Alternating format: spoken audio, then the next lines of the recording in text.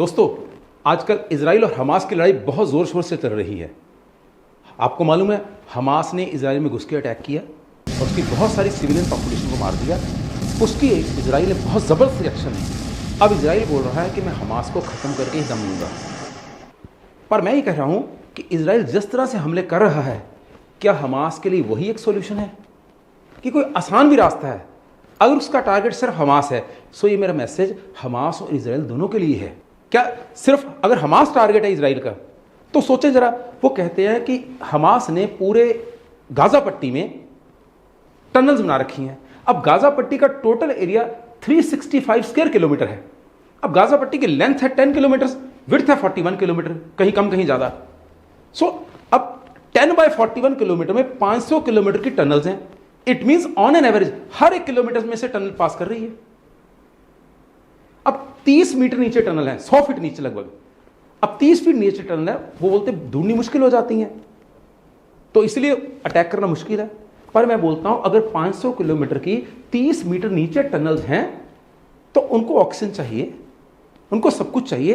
तो टनल जगह जगह ओपनिंग होगी वेंटिलेशन के लिए। कहते सारे हथियार भी टनल में रख रखे हैं, मिसाइल्स भी टनल में रख रखी हैं, जब जरूरत पड़ती बाहर निकालते हैं, अटैक कर देते हैं।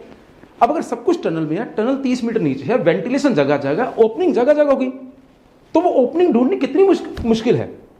तो सिंपल है, लाइडर टेक्नोलॉजी है जिसमें एक बारी 50 स्क्वायर किलोमीटर में हम जमीन को ग्राफ कर सकते हैं, पता चल जाएगा ओपनिंग कहां है, क्योंकि लाइडर जमीन के 5 मीटर नीचे तक स्टडी कर सकता है।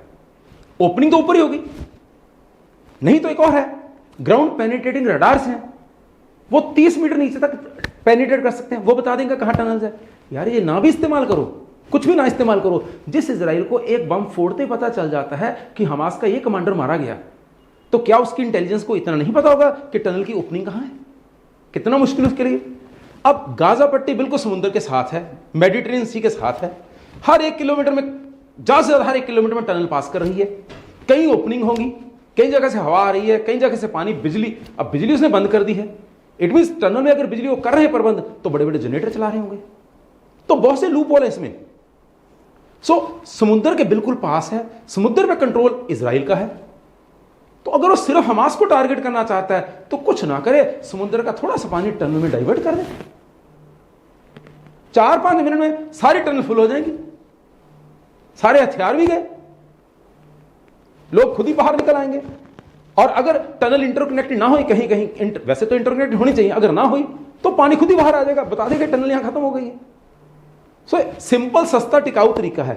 ये मेरे को आइडिया कहां से आया, एक आपको कहानी सुनाता हूं।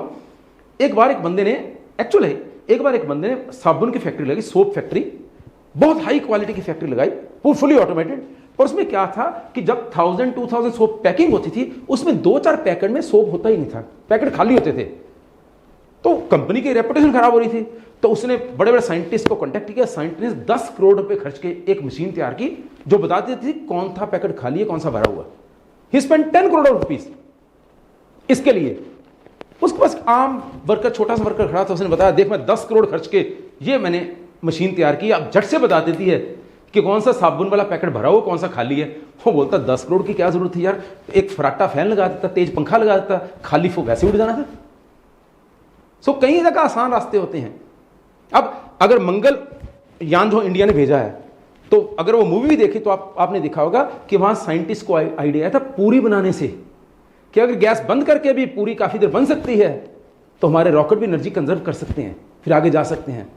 तो ये सिंपल आइडिया है। सो ये मैं हमास के लिए बोल रहा हूं, इजराइल के लिए बोल रहा हूं, कि ये तो एक सिंपल तरीका है। अगर हमास के पास एक सॉल्यूशन नहीं है, तो 2-4 दिन में तैयार कर लेनी चाहिए, क्योंकि सूनर और लेटर ये आइडिया किसी ना किसी के मन में जरूर आएगा। Thank you very much.